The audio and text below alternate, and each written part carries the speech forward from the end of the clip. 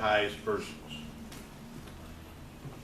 2 non-Catholics are in a sacramental marriage also, not just Catholics. And a lot of non-Catholics are not aware of it. So you'll get a non-Catholic, and I'm the director for our RCIA program. And a lot of times I get non-Catholics who decide they want to become a Catholic.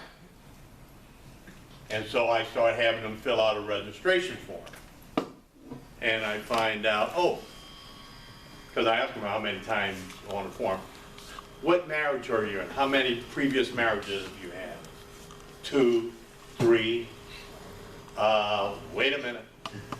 Before you can become a Catholic, and if you are married, again, we have to get annulments for you also. But I'm not Catholic. It doesn't matter. You were baptized, you are, and your spouse was baptized, you're in a sacramental marriage, and we have to show that there is, or try to show, that there is some defect in that sacramental marriage. So, it's not just Catholic. The other thing I get a lot of times is people want to come and get married, and people lie to priests and deacons. Okay? And sometimes they're not even aware they're lying. And this is why we need the little certificate of marriage that you fill out with the county when you get married. Because you don't lie to that clerk, but you lie to priests and deacons. They say, have you been married before? No. And then you're talking to them and they start talking about their ex-husband. Wait a minute. You told me you weren't married. Well, yes, but that wasn't in the Catholic Church. I didn't ask you if you got married before in the Catholic Church. I said, how many times have you been married? 1, twice. Okay, we need annulments before you can become a Catholic, before we can validate your marriage. Convalidation means that you've been married outside the church and that you now want your marriage blessed and recognized by the church. You want to become into a sacramental marriage. Okay, so anyhow, that's what we get. So that's one of the requirements, you know, that you go, and I'll have the paperwork on that. Is, as a matter of fact, I'll send them around now. Is the information that you need in order to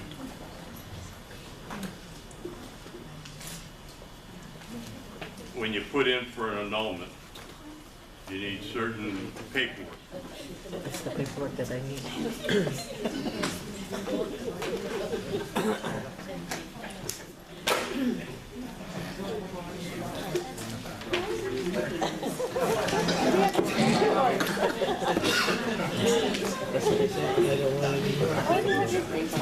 Now, another case, a type of annulment besides the formal annulment, is the one called a Pauline privilege. Grab the extra one. No, I'm not doing this. Are you getting it? I think I got enough. The Pauline privilege is where I feel like being raised my final decree of divorce. is where a Catholic has been married to somebody, or if you're non-Catholic, or if you've never been baptized, that you are not in that sacramental marriage. And what you're asking the church to do is to grant an annulment so that the non-baptized person might become a Catholic and enter into a marriage. Excuse me, anybody else need one? Okay. You've got a non-baptized person is married, they get a divorce. The non-Catholic, the non-baptized person, they marry a Catholic. Now, they're in an invalid marriage. They come to the priest or deacon and ask they would like to have their marriage blessed. Well, we need to get an annulment for you, or a temp. And the church, for good reasons, and if they have meet all the criteria, can permit that annulment so that the non-baptized person can be baptized, and then they're married in the church. And it's upon being baptized, they are baptized first, then they get married. Okay. The other one is a little trickier, is sometimes called privilege of faith, and some people know it as the Petrine privilege. And this is if one of the persons who's been in, they could even be a valid marriage, because this is technically a divorce that the church is granting, that they've been in valid marriage, so-called, but one has not been baptized. And they ask the church to set aside that marriage so that they might marry the Catholic. And not necessarily, they do not necessarily have to become Catholic. Say it again? Say it again, you lost me.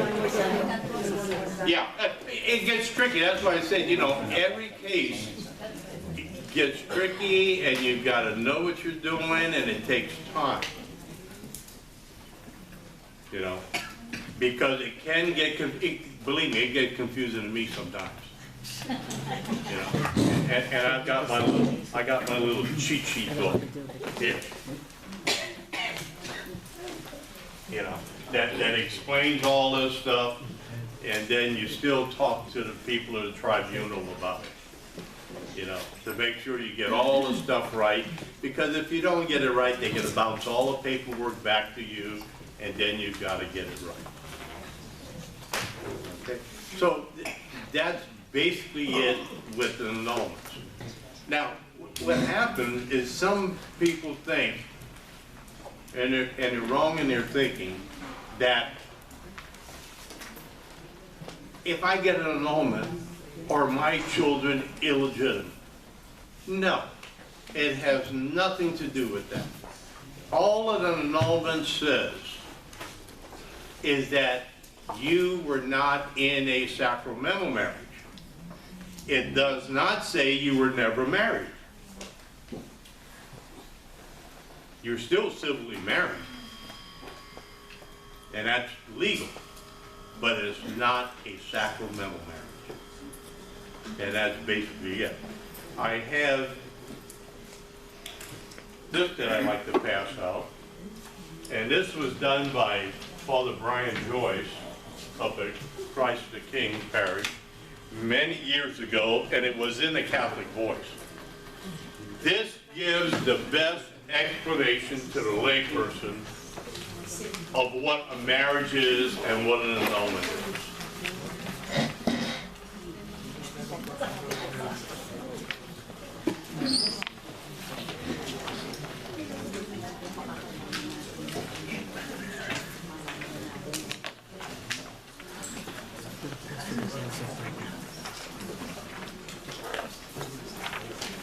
One of the things you've got to remember, and a lot of priests are unaware of it, and I've seen them turn a lot of people away from getting married in the church because one or both of the people have not been confirmed. And they tell you, you can't get married in church unless you've been confirmed. That is totally wrong. Canon law states, and it's canon law 1065-1. Canon law states that when you get married, you should be confirmed. However, for grave reasons, it can be set aside. You can be married for the simple reason. A couple come to me who are not married in church, and one or both have not been confirmed yet. I want to get them back to receiving the sacraments as soon as possible. So, I'm not going to make them wait 1 or 2 years until confirmation comes around to be confirmed. Therefore, yes, enroll in a confirmation class. But we will still convalidate your marriage so that you can go back to receiving the sacraments. And the whole thing is being pastoral. The whole thing is getting people to turn to the Lord. That's what it's all about. Okay, I think I've covered most. Well, I didn't do that. It happens all the time. Okay, if you want me to leave, I'll leave. If you have any questions or... Yes. Who's been writing these notes here? Oh, the writing in there was done by one of the canon lawyers. I gave it to him to review. It says it's not true that annulment is not expensive in Oakland. It says here, annulment is not expensive, and he wrote, not true. Yeah, well, yeah. Okay, it all depends on who's talking about the money. Okay, some dioceses is more money. There are a few dioceses in the United States, I know there's one in Texas, that the bishop doesn't charge anybody for annulments. The diocese pick up the whole thing. So this is pertaining to Oakland Diocese only. Yeah, I think I have it on that book. The last thing I had on cost was a filing fee of $50. There's an interview fee of $50, and then $400 for the case of a formal annulment. Rest assured, money doesn't really matter, because if you don't have the money, you can make arrangements with the diocese or your parish. They need some money, but just because you don't have money doesn't mean they can tell you we won't touch your case. It's just to help to defray. Like I said in the beginning, the cost you pay is only a fraction of what the actual cost is.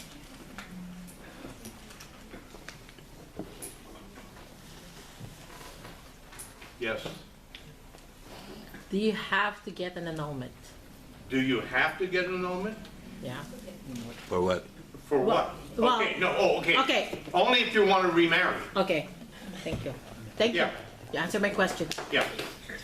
Yeah. An annulment, as a matter of fact, you don't even put, one of the things when you fill out the forms, they ask you, who do you intend to marry? Okay. Because that's what it's for. There is no need, if you have no intention of ever getting married, to get an annulment. Okay. Because all annulment says is frees you to remarry. One thing, and I've run into this before, where There's a catch. a person has been told because they've been divorced, and even though they did not remarry, they could not go to the sacraments. That is totally wrong. That's not true. I asked your bishop about that. If you're divorced, and as long as you do not remarry outside the church, you can still receive the Eucharist. Or cohabitating, correct? Pardon me? Or cohabitating. Cohabitation is off. you don't live together. Don't do that. Okay. Because you're living in sin. The church says you don't cohabit unless you are. Now, if you cohabit and you're only living as a brother and sister, that's fine. No. Sex outside of marriage is a no-no. Yes. I don't know if my hearing was bad. You keep saying two person. You're not saying Man and woman. Excuse me. I assume everybody believes in man and woman, yes.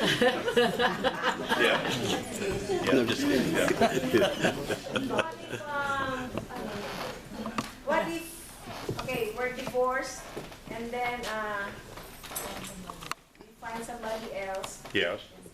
and just for companionship, no sex. No sex? Can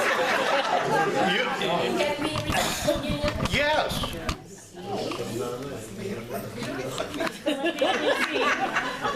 Sis, Okay. no sexting. Wait. What stopped you from receiving communion? Sin. If you're not committing a sin,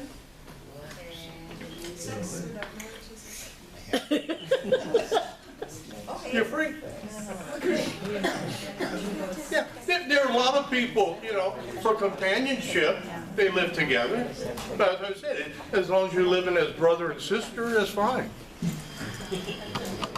Another question. Deacon Ovide, I'd like to comment on that a little bit because I know everybody laughs about it, but it honestly is a very serious situation, and many people can find great healing and comfort through that situation. And here's a particular scenario, and I in fact know at least one couple who has come up to me and told me about this, is that, they were perhaps in an irregular marriage or some situation, but they're much older now, and they're still living together, but they're not able to get an annulment for some reason or another. Well, that couple can go to confession, confess the sin, make a commitment to each other to live as brother and sister, and they can come to the sacraments. It's a very healing way that the church can minister to people. And I mean, sex is not a necessity for life, and so there are many people who actually could perhaps make that sacrifice. And in the church, it's been historically a sacrifice that's been made even by married couples. In the Middle Ages, there were often times where married couples would forsake sex for the good of the kingdom. They were both they both were liking each other in a good marriage, but they decided that it was better for the kingdom of God for them to live as brother and sister, and in some cases to go off and perhaps become a priest or to go into the convent. And so they made that decision for that reason. So I think it's something to be considered for all of us. Not that everybody's going to do that, but there are situations where that can really bring people back to the church. Yeah. One of the things, being a deacon at Our Lady of Guadalupe, and used to be Santa Paula, St. Leonard's, etc., for so many years, I know a lot of people by sight. And one of the things I have observed, and when I start seeing people not receiving the Eucharist, I'll approach them on the side and try to inquire, why not? I don't make a big deal of it. It's all private. And I found in the past that situation, and I've even gotten a letter from the diocese stating that it was fine because one of them, the woman, had Alzheimer's, and even if they could get an annulment, she wouldn't be free to marry because she couldn't have the freedom of choice. Yeah. So, She would know. yeah. But anyhow, the guy lovingly taking care of her, etc., but he wasn't receiving the Eucharist. And so I had to talk to him and said, you can do it, but I'm not married in church. I said, okay, I'll get a letter from the bishop on it. And I got a letter, and I gave it to him, and now he's receiving the Eucharist. But I do this a lot, and if you see people that who are not receiving the Eucharist, either talk to them privately, try to find out why not, and in most cases you'll find is because they have been married previously and they're no longer